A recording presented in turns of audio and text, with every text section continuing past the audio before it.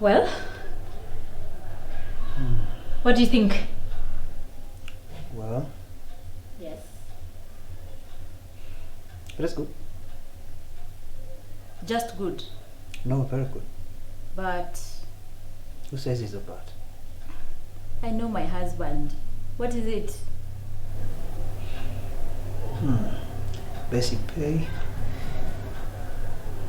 The allowances, okay. So this will bring your net to. So this will effectively make your earning. Wait. What? This will be 4 times what I'm earning. Isn't God great? Imagine we can now afford that holiday. Our kids can go to LSK, and we can get that extra car to ease our movements. Yeah, God is great indeed. Hey, isn't this what we were trusting God for? Why aren't you happy for me? I mean, for us. I am. William, It's about the kids. I mean, quality time, family time. I don't understand. You realize that the contract comes with additional responsibilities. Yes. You'll be required to be out of the country once a month. Yes. Sometimes for periods longer than 2 weeks. Followed by a 2 weeks vacation. Where are you going with this? I'm not comfortable. With the job or with me earning more than you do? No, you're turning it all around. It's about all the time, all the commitments that the job requires of you. What about you? I mean, William, your job allows you the flexibility. We talked about the possibilities of this happening. No, I'm just not comfortable with this arrangement.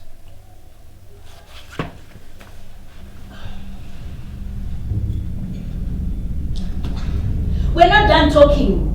William, come back here.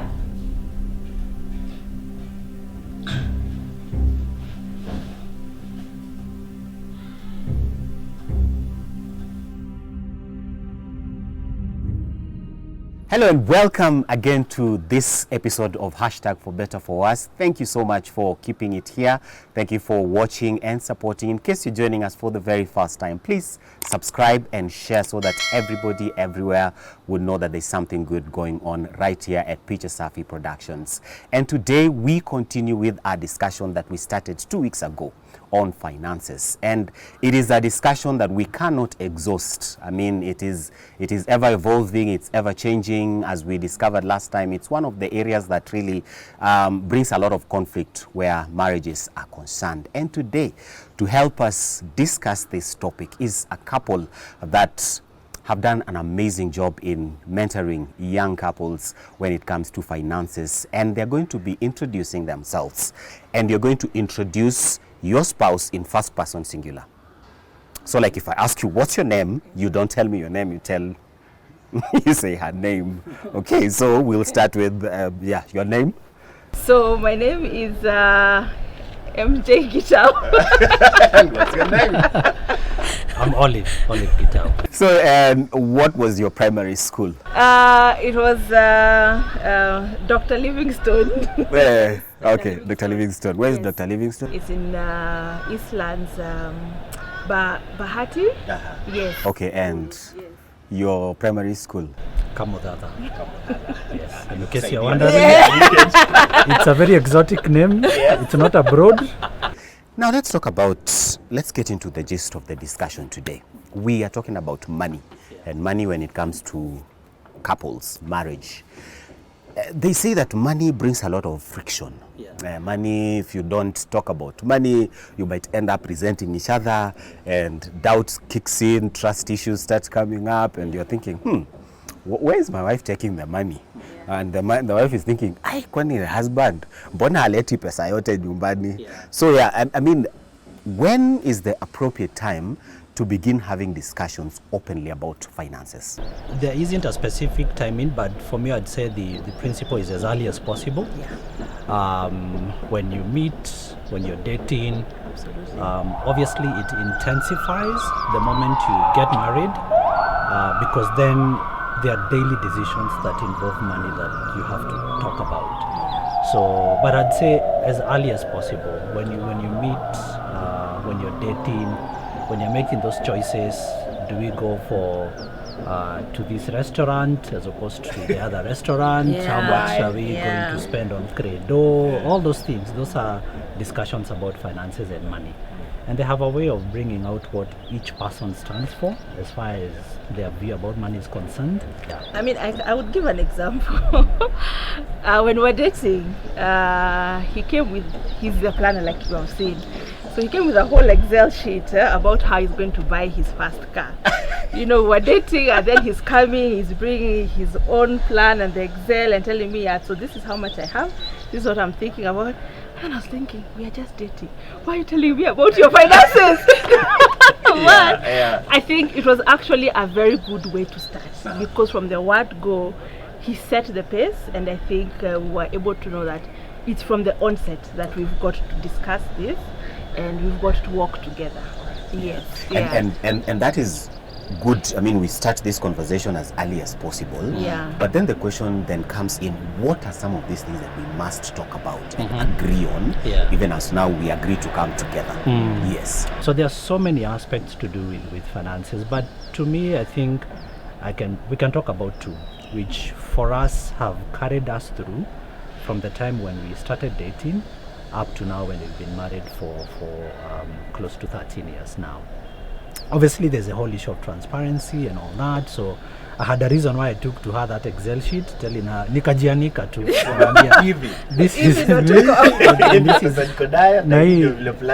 so there are all those things. But I think looking at even, just biblical principles and our own professional training, one principle that we have found very useful is the whole issue of, being very faithful with the little that you have. Yeah. Okay?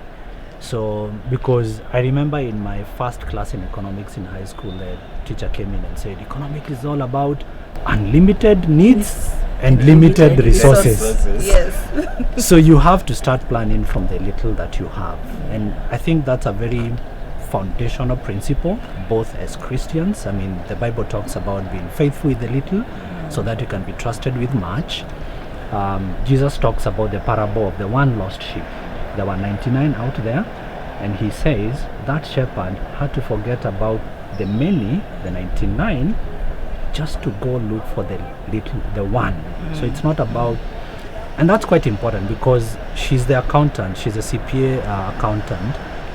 She'll tell you in accounting, they usually have this principle they call the principle of materiality. If you have a budget of 100K and you're, documenting and accounting for that budget for 100K, if you have receipts and supporting documents for 98,000, the 2K, it's okay, you've done everything. So, the principle, so you've taken care of the majority.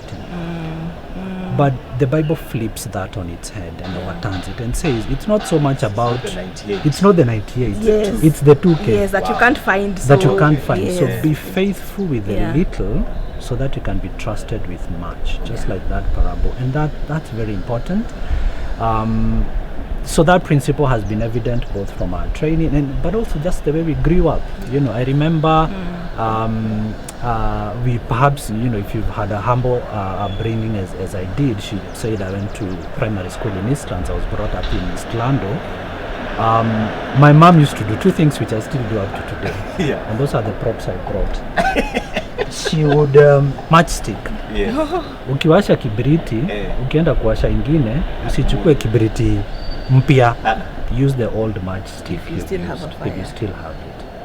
I remember when we were cooking tea, she would pour the milk in the sufuria and then pour water inside to make sure that all milk is out.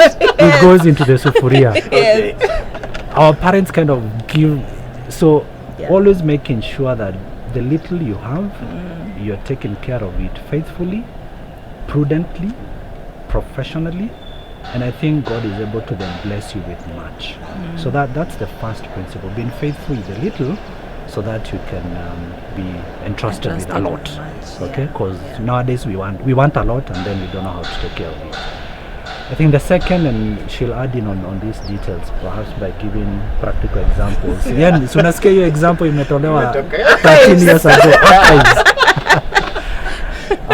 The second one is the whole issue of contentment, or being satisfied with what you have, whether it's a lot or whether it's little. In Philippians, I think it's Philippians chapter 2, Paul talks about the way he learned how to live with a lot and how also to live with very little. So opposites, when he had a lot of means and when he had very little. So that whole principle of contentment is very important, that we can be okay for almost 9 years in our marriage having just one car, when a lot of couples rush to get a second car. There's a need for it, and we can discuss about that later, but we tried as much as possible to be faithful with the little. So the one car we had took us to the limit until the time when we were like, our diaries and our logistics are completely opposite. Now we need a second car. It's a necessity, but we didn't want to get it much earlier just to fit into the Jones and to be seen that we are each driving 2 cars. So that principle of contentment, kutosheka. And it's very important now, especially in this period when things change and one person is fired, when things happen. So you have to develop that stamina of being able to be okay, even if you have a lot or you have very little. Those 2 things have taken us this far. And maybe she can. They set the foundation. I mean, he's saying it as if it has been that easy. Let's talk about the hard part of this. Well, I think too, we can rightfully say we have been in agreement actually in terms of principles and foundation. We've been on the same level, which I'm really thankful to God that we found each other, and we were very clear on sharing common values and common beliefs, and those are things you discuss when you start dating and when you're beginning your family together. So I mean, and I think like you'll find out in marriage and trying to form as a couple, there are certain things that have defined you before now you find yourself in this new whole relationship and a whole family you're trying to set. And I have my baggage, I have my background. I mean, I grew up with parents who had each their own car for the since I was born. I think I found my mom, from the time I was aware of myself, my mom had her car, my dad had his car. So of course, even when we were starting... the first time I went to visit her in the house, she dropped me driving. I was like, my God. And then you have an Excel sheet of me. No, not Excel yet. No, there was no Excel yet. Oh, okay. He was still jamming. And then Manjan and he dropped. Anyway, that's for another episode. Yes. So of course now when we got married, I was like, okay, so I think we need to get a second car. I need my car. I mean, I said it like looked at me like, from where? I mean, how are we getting it? But of course, I think I was speaking based on what I had seen and what I knew. But of course, at the back of my mind, I still knew what our values are and where we need to base them. And I was very also, aware of where our finances are. So even when I was saying that, I don't know what I was thinking about, because I knew, of course, we can't afford a car, so I don't know. I mean, God knows, but there are all those. I guess you're just trying to communicate what you feel and where you've come from. And we had a conversation. I was like, anyway, it's okay. I understand. I mean, I am the money person. I can see there is no allowance for a second one. And I think we also had that conversation about, we've got to formulate our own way of doing things. Yes. And so we don't have to do what I have seen. That was them. So it's true, that's what I saw, but we can also form our tradition and our way of doing things. So that was one way of actually, and from then on, I mean, we were with that car for the next 9 to 10 years, and we were very happy. Actually, now that we have 2 cars, I tell him I miss our conversations in the car. When we were together. Yes. He would drop me in the morning. Pick you. Pick me when he can, or at job later, which is fine. So it's those conversations, time to to talk, and make up, because maybe you Yes. argued, Maybe there have you been- have, I mean, you have no choice but to try and resolve and just be of one mind again. So yeah, I'd say it's been a journey. All right, and before we get to a very interesting part of this discussion, I'd like to know conflict when it comes to finances. You see, we all have different backgrounds, and sometimes as we're trying to formulate that, our way of doing things, our way of handling finances, there's friction that is definitely going to come about. How do we ensure that this friction doesn't take us out? I think I'd pick up from where he left, saying about communication. I think you can never over communicate. So it is to keep talking. Being of one mind. Being of one mind means just being honest with each other. So we've got to talk to each other and keep saying this is where we are at. I like what we do at the beginning of every year. What we do is we have a retreat, the two of us, to plan for the year and for the next 2-3 years as a family. And of course, when you're starting the year and this is where we'd like to go, these are our priorities. So even when you come back and you have these conflicts, at the back of the mind, we both know where it is that we want to go. So of course, the human nature takes over. I mean, I would not refuse that part. I mean, it takes over and you find yourself saying, I think I need to do this. It might not be in the grand scheme of things, but it is what you're feeling at the moment. It's what you're feeling at the moment. Yes. So I mean, there's room to allow each other a bit of leeway, yes, wiggle room. Yes, there's a bit of room for that, but at the same time also you come back and assess, are we still within the same parameters that we are looking at, so that we don't find ourselves fighting all the time over just of course over resources, because that's what I think economics is. Too many needs and very few resources. I mean, I'd give an example of there's a time he bought a phone. I don't even know where that came from. He just went somewhere in town, he saw a nice phone, and The human flesh too. The flesh is stronger than the will. Exactly. it was one. And then he comes home and then he has spent some money. I'm like, huh? I mean, I saw a cheap phone, so I'm like, okay. So I mean, we did have a discussion about that. There was no, anyway, he returned the phone. I think, yes. He took it back. Not because I told him to, but he saw the sense. Yeah, we had a discussion. I think we went back to, this is where our priorities are. So if we are maintaining those principles, it's okay. I mean, you decide what is the best. It's okay. We can still make it with the new phone. It's fine. We will just rearrange a few things. Yeah. But I think I don't know. I was convicted. Yes. I was convicted both by my own Christian values. Yeah. So to the point I said about being very self-assured, but also convicted by the vision that we had drawn up the year before, at the start of the year, because every year we meet and we plan for objectives. I wouldn't be the one to be the first one to break, because that's not a responsibility. A leader leads by example. Yes. But also to a point, which is very common now, and it's challenging a lot of finances for young couples, which is there's a lot of, it's called consumerism, just wanting to get the latest gadget. Yes. What is trending? Exactly, what is trending, and the ads are there, the social media buzz is there, this latest iPhone has come out. Do you really need an iPhone that sijui ukiangalia na macho it looks at your iris na inaji unlock na inajifungua? Do you need to spend an extra 5k for that feature, whilst you can just simply put in your code, your password? Exactly, and you're good to go. So remember the principle of don't buy more than you need. One of the things that I need us to talk about is, you have this grand plan, you've sat down, you've laid out your 10-year strategic plan, and you know that, hey, this is how we're going to finance this plan and all that. And all the plans are there to the nitty-gritties, to the 3 months, 1 month. You know it all. But then down the line, 1 year, 2 year, 5 years, tables flip. And maybe the wife begins to earn way more than the man. And we know that traditionally, it's the man.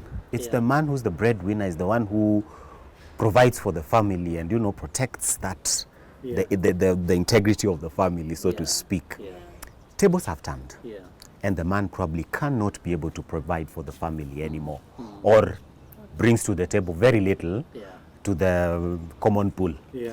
How then do we handle such a situation? I'd say maybe two things. One is, I'll still go back to this whole issue of being kujijua, being self-aware. That money does not define you as a man. It's easier said than done. You have to agree. Exactly, especially for a man. Kuna theory, kuna on the ground. So, because money, especially as men, has a way of defining our identity. Okay? But I think being self-assured on where you stand, what are your values, I think is very important. It will help you not to be either too depressed or to be in doubt about the inability to provide for your family when that time comes. Number two, there's something you mentioned, a common pot. Our starting point has always been the shilling I bring in is not different from the shilling that Olives bring in. It's totally the same.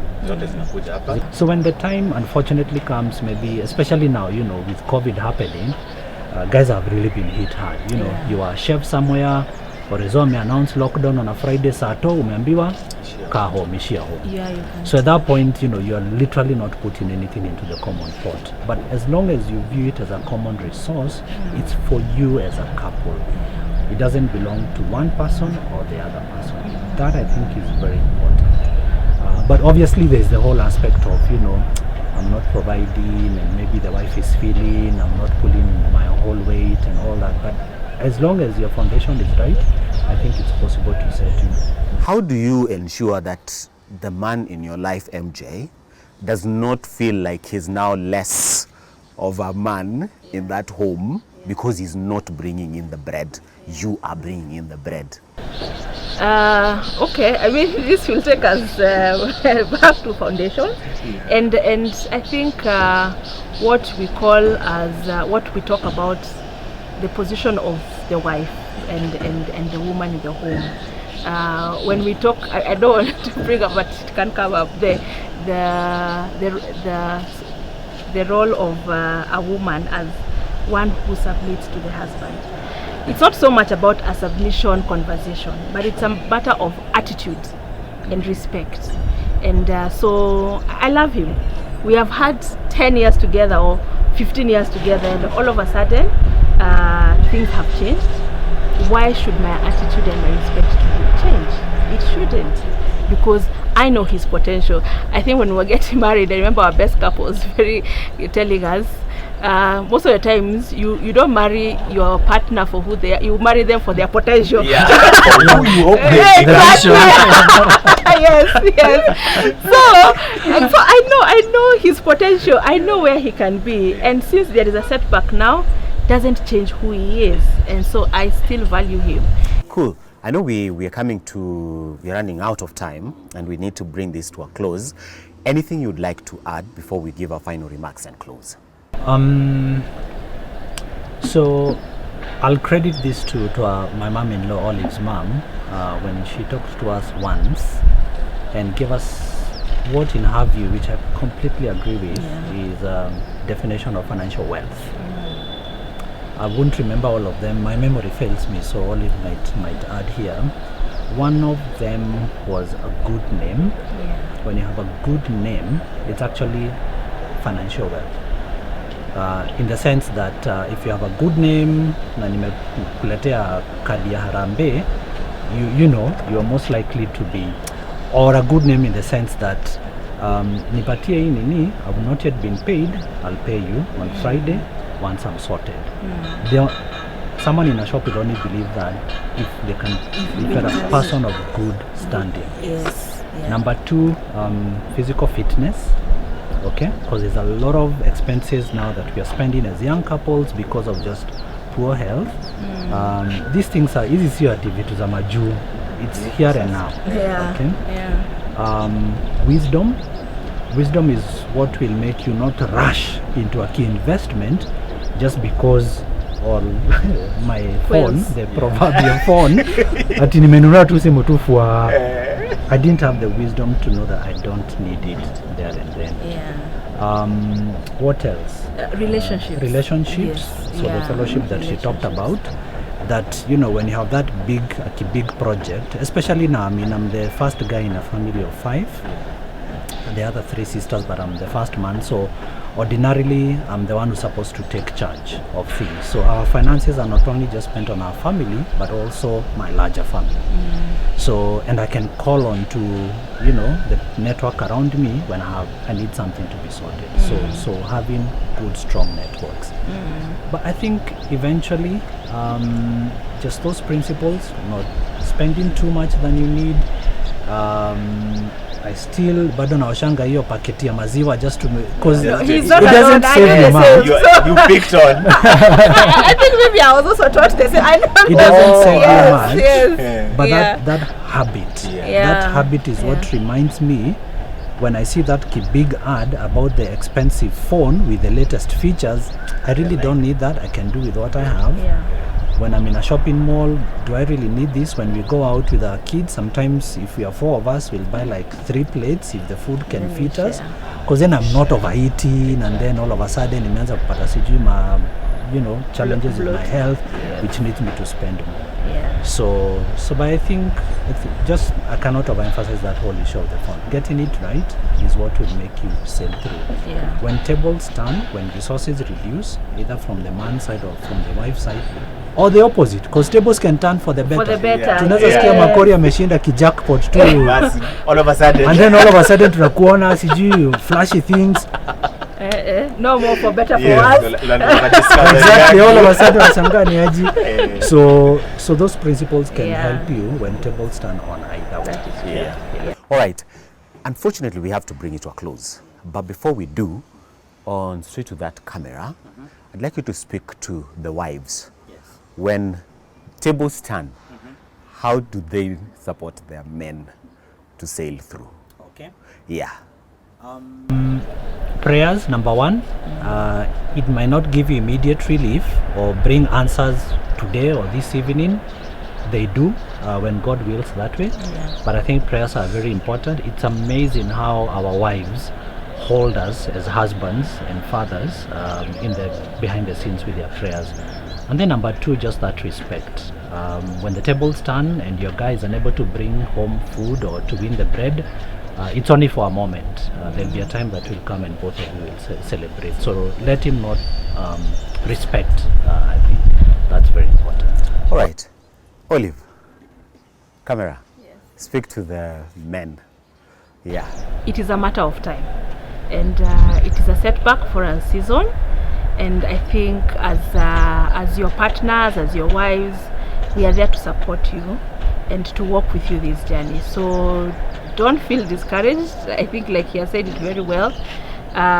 We are praying, and I think with the family unity, be assured that we are holding you in prayer and we are walking with you and together. And we will definitely shield you from whatever other issues may come around that you may feel that you feel vulnerable because you're not able to meet.